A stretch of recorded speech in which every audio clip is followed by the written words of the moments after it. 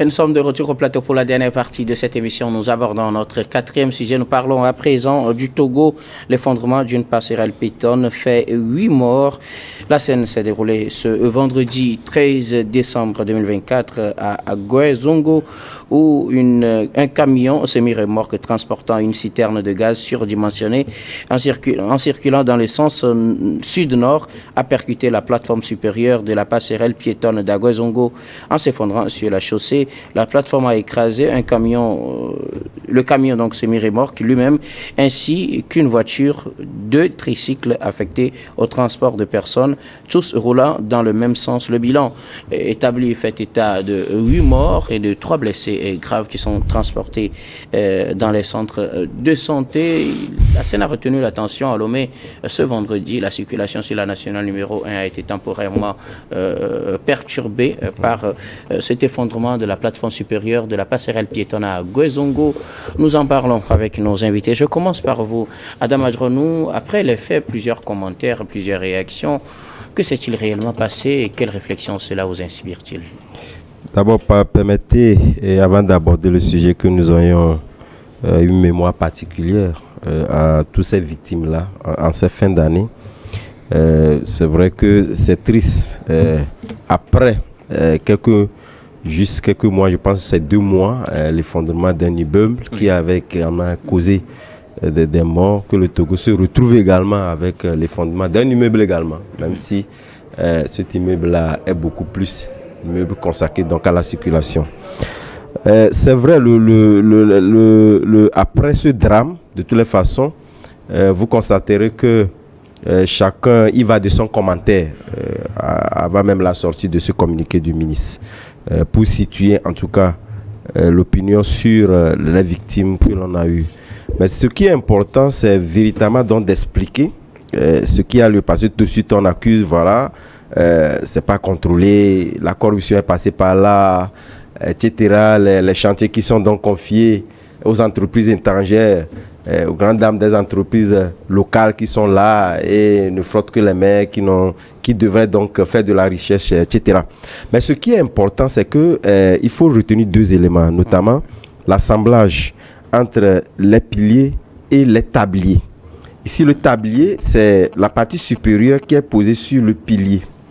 Donc la partie qui s'est effondrée. Voilà, qui s'est effondrée, en fait effondrée, non, ce qui s'est décalé, j'en viens pour mieux expliquer. Okay. Puisque entre-temps, ce qui se faisait par le passé, c'est de faire en sorte que ce tablier-là qui doit être posé sur le pilier soit uniforme, c'est-à-dire que homogène. C'est coulé avec le pilier en même temps. Voilà, en même temps. Donc, cela avait des contraintes liées au fait que ça occupait pendant un long moment la circulation, parce qu'il faut le faire ainsi. Si bien que la plupart des États, ce n'est pas une question particulière au Togo, ont opté pour des tabliers qui sont isolés, c'est-à-dire que c'est fait ailleurs et on vient poser au pilier.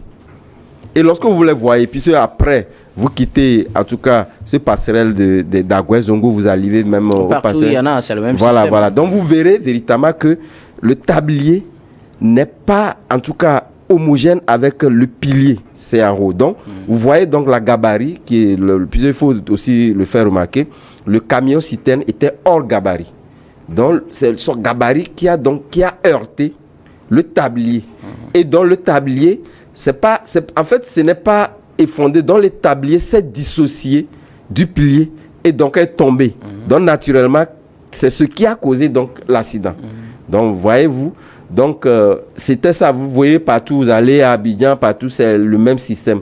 Ça fait que lorsque les chantiers sont ordonnés, qu'on ne puisse pas occuper en tout cas le trajet pendant de longs mois. Voilà pourquoi cet aspect-là donc est beaucoup plus privilégié dans les États.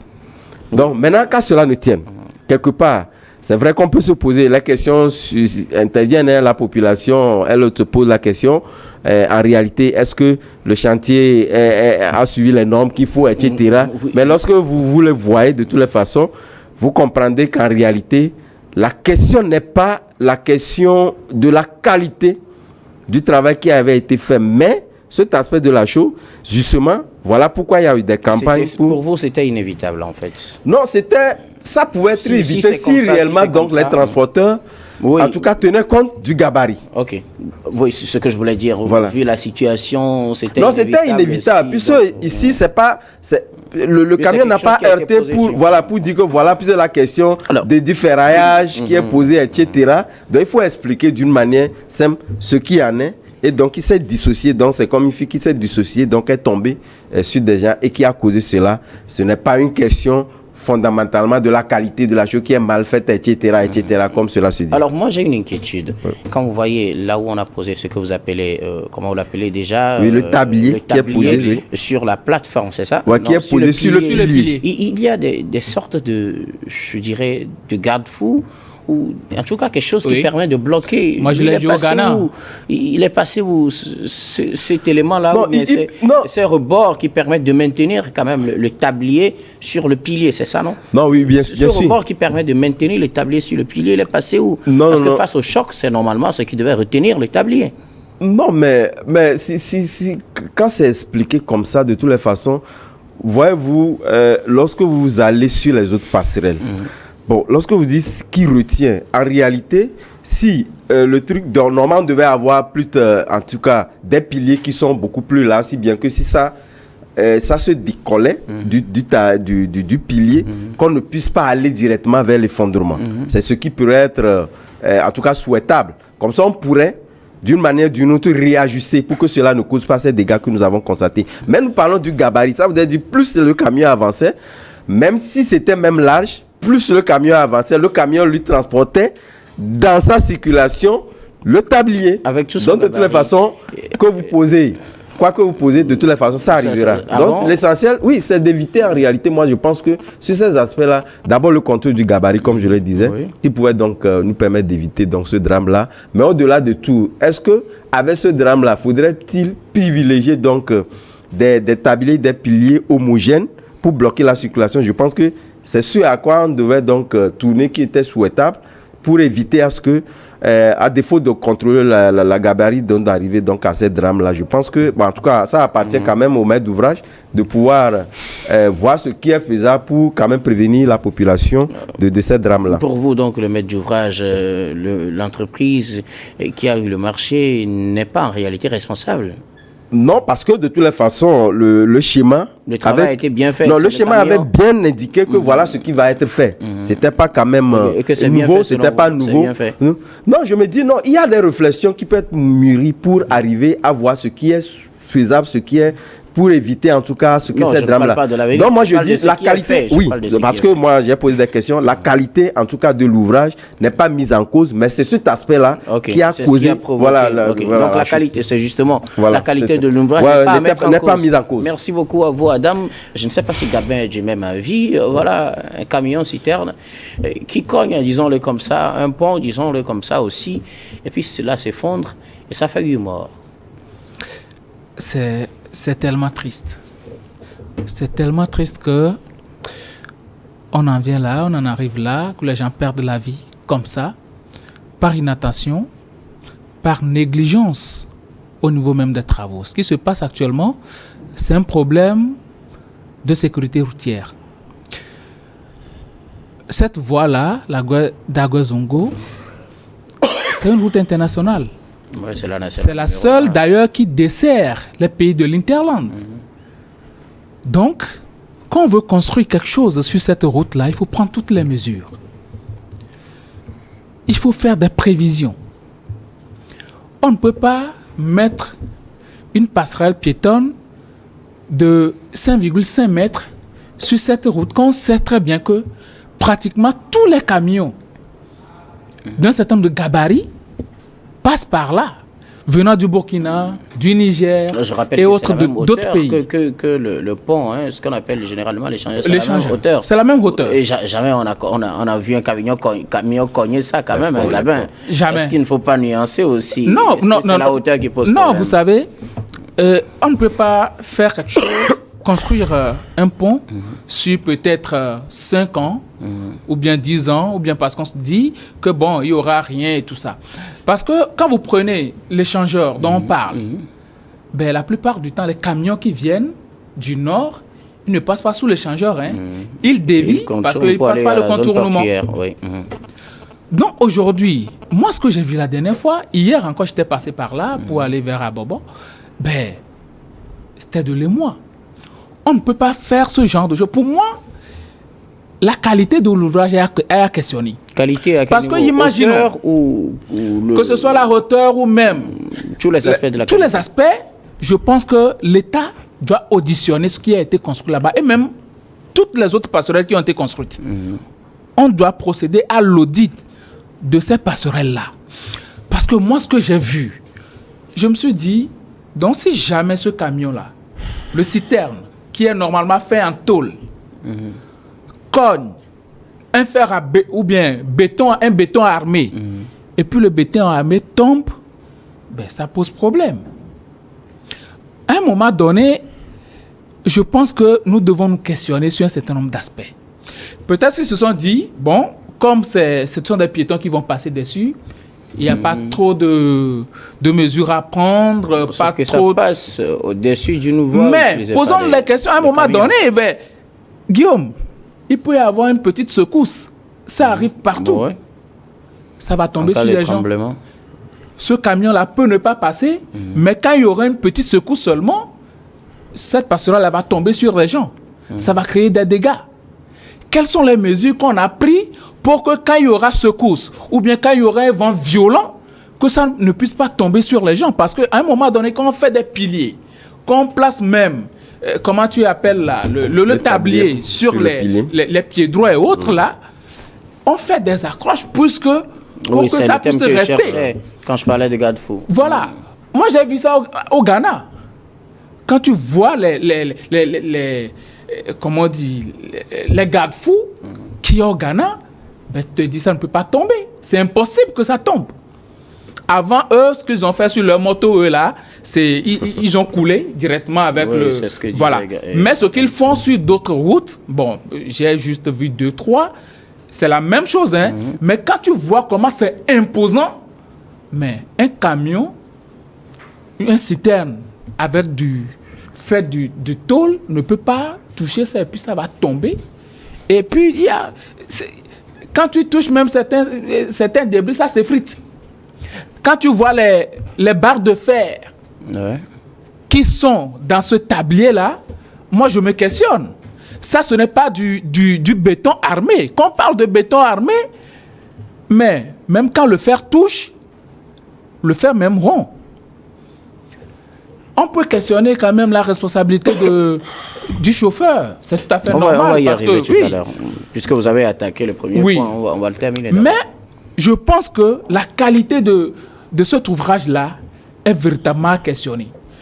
J'aurais aimé qu'à la suite du communiqué du ministère de la Sécurité, que le procureur de la République sorte et intente quand même une action judiciaire contre ceux-là qui ont eu à construire cet ouvrage-là. Il me semble que c'est Soroubat qui a construit cela. Et selon Focus Info, que moi j'avais eu à lire, ça fait un peu très longtemps, c'est une passerelle, ça coûte pratiquement entre 130 et 140 millions de francs CFA. Donc c'est beaucoup d'argent. Même si c'est un prêt, c'est la population qui va payer. Maintenant, l'ouvrage qu'on nous a fait, qu'on va continuer par payer, cet ouvrage-là est en train de nous tuer, mais ce n'est pas sérieux. Ce n'est pas du tout sérieux. Moi, c'est que ça m'a fait tellement mal. C'est une mort tellement tragique que tu es là, tu es dans ta petite voiture et puis une passerelle tombe sur toi. Tu meurs sur le coup. Imaginez un peu la douleur de ces parents-là. Il y a des élèves dedans. Hier, il y a une qui a été enterrée. Fallait voir. Ce n'est pas du tout sérieux ce qui s'est passé la dernière fois. Quand on fait des travaux, il faut prendre toutes les mesures sécuritaires. Et même les agents qui sont sur la route, même si il y a de l'égarement de la part de celui qui conduit, je pense qu'il est passé par des postes de contrôle. Donc, ces agents-là doivent être outillés pour connaître. À vérifier tous les aspects. À tout vérifier. Même s'il doit y avoir du décamètre, qu'il est pour pouvoir mesurer même la hauteur de ces camions-là qui passent. Parce que ces agents-là qui sont sur la route, ma foi, ils n'ont jamais vu ce genre de camion passer. Donc, normalement, ça doit sauter aux yeux. Mais peut-être ils ont juste vérifié les papiers et puis ils n'ont pas eu la présence d'esprit de penser à cette passerelle-là, puisque normalement, cette passerelle-là doit pouvoir laisser passer tout le monde. Tout le monde, pratiquement tous les camions doivent passer en dessous, parce que c'est la seule route internationale que nous avons jusqu'à maintenant. Celle qu'on nous a promis, là, on ne l'a pas encore fait. Donc, permettons quand même à ces camions-là de pouvoir rouler, mais malheureusement, c'est fait comme ça. Ça a été un vendredi noir, vraiment encore... Un vendredi 13 aussi, hein, qui dans un vendredi 13, voilà. N'est pas un très bon jour. Voilà, donc, ma foi, ça m'a amené au temps du ministre Humbo, du premier ministre Humbo, avec l'histoire du pont d'Amakpapé. Ouais, mais à un moment, c'est que vraiment, on doit apprendre du passé. Hein? Oui, alors, Adam, quelle responsabilité pour le chauffeur? Oui, les responsabilités, et la société je pense aussi, que la responsabilité, de mon point de vue, vous voyez, lorsqu'on met des passerelles, je pense que il y a également des garde-fous en ce qui concerne les contrôles de routine et habituels de contrôle de gabarit, ou pratiquement. Mais ça, c'est fait pour normalement des camions qui transportent des marchandises. Donc, c'est pour vous permettre ou vous opposer le fait de délester le surplus en réalité. Mais lorsque nous parlons donc de camions citernes en réalité, ces camions-là ne sont pas faits, en tout cas par hasard. En réalité, ça suit des mesures données. Et justement, normalement, ce camionneur-là, moi, je me pose véritablement dans la question de savoir, ce camion-là, en réalité, sous n'importe quelle passerelle, devait normalement passer. Et même les contrôles de gabarit, eux, ils doivent normalement passer. Puisque, bon, comment on peut expliquer le fait qu'on peut parler de gabarit et parler de gabarit en ce qui concerne les citernes? Ça n'a pas de sens.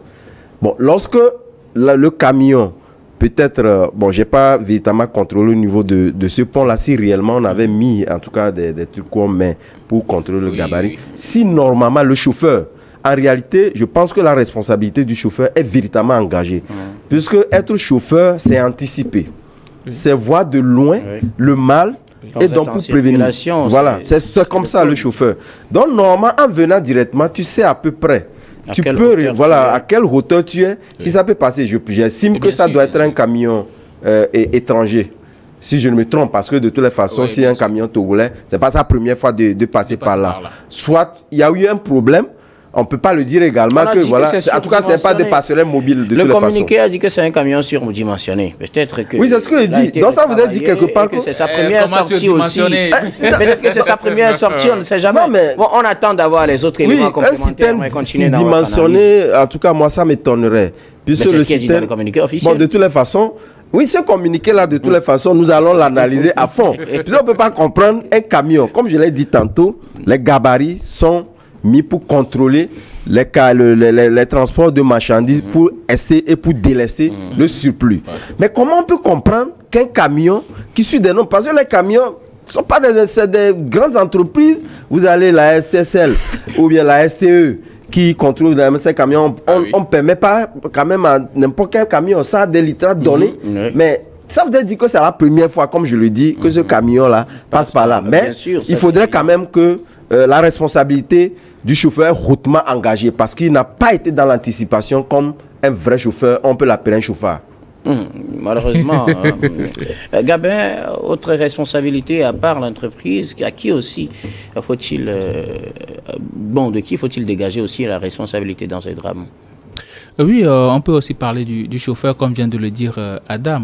Mais pour moi, je ne dirais pas que la responsabilité du chauffeur est hautement engagée dans cette histoire-là, puisque dans les normes, si la passerelle était bien faite, c'est le citerne qui allait peut-être prendre un coup. Hein, mais la passerelle, et ça aussi peut provoquer d'autres dégâts. Oui, voilà. Oui, donc, moi, autant dire que sa responsabilité. Moi, après parce que quand vous dites en tôle, en réalité, vous prenez les camions citernes Ce sont pas, Ça c'est dépend pas de la autant, qualité, c'est pas autant les tôles, hein. Oui, Parce que c'est... oui. Bon, mais quand moi j'ai vu le citerne, le haut du citerne, c'est un peu cabossé. Hein, Ouais. C'est le haut là qui a touché Ouais, bien sûr. le tablier, puis c'est tombé. Et quand j'ai vu le truc, je me dis, bon, en temps normal, peut-être que ce monsieur-là ne filait pas. Il ne roulait pas à vive allure. Déjà, Avoir le son poids du poids, citerne, oui, quand tu vois effectivement. le camion qui transporte ce citerne-là, normalement, ce sont des porte-chars qui portent ce genre de citerne. Mais quand tu vois le camion qui porte ce citerne-là, déjà le poids fait qu'il ne peut pas rouler à vive allure. Donc peut-être, un moment d'inattention, il s'est retrouvé par là, le temps de se rétracter, c'est déjà tombé. Le temps de se rétracter, c'est déjà tombé. Ce qui fait que vous n'avez pas vu, le camion n'est pas avancé. C'est resté comme ça au niveau de la Et passerelle. puis c'est la passerelle a stoppé d'ailleurs. Bon, la passerelle a stoppé, mais quand c'est conduit à vive allure, il peut quand même progresser un peu. Mais ce n'est pas fait comme ça. Donc, je me pose la question, ça peut-être c'est un moment d'inattention qu'il a eu. Malheureusement, lui aussi, il est décédé. Il n'est pas là sûr. pour qu'on le questionne aujourd'hui. C'est malheureux pour lui. Mais bon, lui, il est déjà décédé. Maintenant, l'autre responsabilité, c'est au niveau de l'État. Parce qu'il me semble que cet ouvrage-là n'est pas encore réceptionné. Et ça se passe un peu partout. Même nos routes, quand on les fait, on ne les réceptionne pas et puis on commence pas à les utiliser. La route de Kbalimé, ce n'est pas encore réceptionné. Hein. Il y a un péage là-dessus. Mais quand tu prends la voie, arriver au niveau d'Amouzoukop et autres, là, quand tu vois les choses, tu te dis, ben, si tu ne connais pas véritablement cette voie-là, si tu ne conduis pas sur cette voie depuis Belle-Lurette, tu vas faire tonneau, tu vas faire accident. Mais on en prend cette voie-là. Ce n'est pas encore réceptionné. Beaucoup de routes, la route de pavé de Bekbota là, jusqu'à Massalassi, ça n'a jamais été réceptionné. Les pavés là, ça n'a jamais été réceptionné, mais on l'a utilisé jusqu'à nos jours. Donc, à un moment donné, il y a une question qui se pose. Maintenant, les services de contrôle aussi. Mais quand même, quand on fait des travaux, pour vous, il faut contrôler de bout en bout. À chaque étape, on contrôle. Mais quels sont les contrôles que ces services-là font pour qu'on en arrive là? Donc, pour moi, la responsabilité de l'État, c'est à 60% pour l'entreprise, c'est à 30% peut-être pour le chauffeur, c'est à 10%. C'est à 10%. Vous permettez, Merci beaucoup. je Oui, dois placer rapidement. mon... Parce que quelque part, lorsque nous parlons de la réception, moi je pense que c'est une question également à interroger. Pour la simple et bonne raison que c'est l'opinion également, surtout vous prenez l'opinion togolaise qui dit véritablement, bon, allez voir ailleurs, on fait de grands tours, on ne fait pas des réceptions en grand pompe. Peut-être que c'est ce qui pourrait donc vous parler, lorsque vous parlez de la voie Massalassi, ça date. Ça veut dire qu'on n'a pas fait une réception en grand pompe. On se dit, voilà, on fait mieux ailleurs. Est-ce qu'il y en a eu même en petite pompe? Mais là où je voulais véritablement aussi intervenir, ça voudrait dire quelque part qu'au niveau des normes, de hauteur, etc., en ce qui concerne les passerelles, il faut questionner véritablement dans cet ouvrage. Parce que le chauffeur, de toutes les façons, s'il est étranger, nous sommes quand même le Togo est nouveau, hein, en ce qui concerne les passerelles. On ne peut pas comprendre, puisque lui, dans son entendement, son camionneur a des normes. C'est pourquoi je dis, puisque lorsque vous prenez les sociétés pétrolières, ce sont des sociétés qui sont trop regardantes sur les questions de normes. C'est pas évident que vous puissiez amener, en tout cas, un camion citerne qui dépasse les gabarits. Donc, lui ne peut pas avoir dans son entendement qu'on peut faire des passerelles et que lui, son camionneur viendra donc arrêter. Donc, quelque part, je pense que la question est essentielle de pouvoir dire est-ce que cette passerelle respecte les normes de hauteur qu'il faut passer. Merci beaucoup à vous tous pour vos contributions. Nous allons faire un dernier tour de table. Ce sera pour vos mots de fin sur un sujet de votre choix avant de clore cette émission. Gabin Adjao. Oh non, bon, puisque nous sommes dans les histoires de sécurité routière, j'invite encore tous les Togolais à être assez prudents sur la route. Et encore une fois, toutes mes condoléances aux parents de ceux-là qui ont eu à perdre des gens dans ce malheureux accident de Aguazongo. Merci beaucoup à vous, Gabin Adjao. Vous êtes juriste et directeur de cabinet Jurist Consulting. Merci d'être passé sur ce plateau. Merci, docteur. Adam Adjao, nous, vos mots de fin. Oui, mais mot de fin, c'est vrai qu'on va s'intéresser plus à des questions beaucoup plus souples. Après, ce drame-là qui va toujours rester dans nos mémoires, parce que c'est un traumatisme. Lorsque vous passez là-bas, vous posez des questions. Parce qu'il y a d'autres passerelles, donc actuellement, lorsque vous voulez vite traverser pour passer, parce que vous ne savez pas. Je ne passe donc plus c'est un là-bas. traumatisme. Mais quelque part, j'aimerais véritablement donc faire mes félicitations à l'artiste Adotevi qui a participé qui a été retenu. Il faut rappeler que c'est un artiste qui a un handicap, mais qui fait des efforts. Il est plasticien. À la 8e Biennale internationale des arts d'Abidjan, il a été retenu. Et son art a été vraiment apprécié. Nous, les Togolais, n'avons pas trop, en tout cas, l'habitude d'apprécier ce qui est œuvre artistique. Et je pense que c'est le lieu de lui adresser ces félicitations-là et encourager les autres également à continuer. Il était aussi en Italie. Il n'y a pas longtemps, il a été donc retenu. Je rappelle qu'il faudrait véritablement qu'on puisse donc les encourager. Merci beaucoup à vous, Adam Adjranou. Vous êtes journaliste, directeur de publication de Vision d'Afrique. Merci d'être passé sur ce plateau. C'est moi. Et nous disons merci à toutes les équipes techniques et rédactionnelles qui nous ont aidés à préparer et à présenter cette émission. Merci beaucoup à Yves Kofi Maounian Adjo à la réalisation et à toutes les équipes au niveau de la régie. Merci également à Stéphane Kouanou à la caméra et surtout à vous, très chers téléspectateurs, de nous avoir suivis. C'est la fin de ce numéro de Regard Croisé. Je vous retrouve demain avec le même plaisir pour un autre numéro.